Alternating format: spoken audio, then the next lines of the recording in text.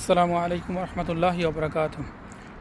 বর্তমানে আমাদের এই যে লেবাসটা সত্যি একটা লেবাস, এটা মনের ভিতর কি আছে একমাত্র আল্লাহ সুবহানাহু ওয়া তাআলাই জানে।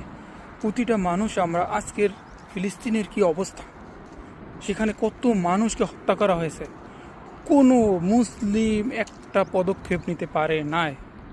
ঠিক আছে, এটা আমাদের শুধু এই জন্য বলতেছে যে এটা শুধু একটা লেবাস, যে আমরা মুসলিম, আমরা শুধু বড় গলায় বলি আমরা মুসলিম, কিন্তু মুসলিমের কি কাজ করেছি? আল্লাহ সুবহানাহু ওয়া তাআলার কাছে কি জবাব দেবে কাল কিয়ামতের দিন? যখন বলা হবে যে তোমার ভাইয়ের উপর জুলুম করা হয়েছে, তখন কি জবাব দেবে মুসলিম বিশ্ব? কোনো জবাব দিতে পারবে না। কি জবাব দেবে? বলবে যে আমরা টাকা পয়সা ইনকাম করেছি আইএসি করার জন্য, শাওন শওকাতি করেছি শুধু আইএসি করার জন্য।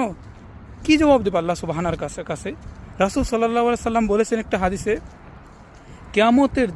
কিয়ামতের আগে এমন একটা সময় আসবে, মানুষ যে রকমের খাবারখানা দস্তারখানা যেরকম খাবার বিছিয়ে রাখে, এক্স্যাক্টলি সেম ওইভাবে মানুষকে কচুকাটা করা হবে, ইহুদি খ্রিস্টানরা করবে।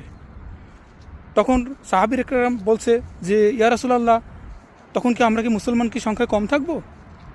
রাসূল সাল্লাল্লাহু আলাইহি সাল্লাম বলছেন না, তখন কম থাকবে না, সংখ্যায় তখন অনেক থাকবে, কিন্তু না থাকার মতন, যার যার স্বার্থ নিয়ে শেষে থাকবে। তো সেই সময় এখন দেখতেছি যে মানুষ এখন যার যার স্বার্থ নিয়েই চলতেছে, কিন্তু কেউ কারো প্রতি আওয়াজ তুলতেছে না। কেন জুলুম করা হইতেছে? তোমাদের কি এই জিনিসটা মনে পড়ে না যে ওই ফিলিস্তিন হবে আখেরাতের ময়দান? এই কথা কি একবারও মনে পড়ে না? ওই ফিলিস্তিনি হবে আখেরাতের ময়দান, ওখানেই বিচার হবে সমস্ত মানুষের। একবারও কি মনে পড়ে না এই কত ছোট ছোট বাচ্চাদের, মহিলাদের হত্যা করা হয়েছে বিনা কারণে? কি কারণে হত্যা করা হবে?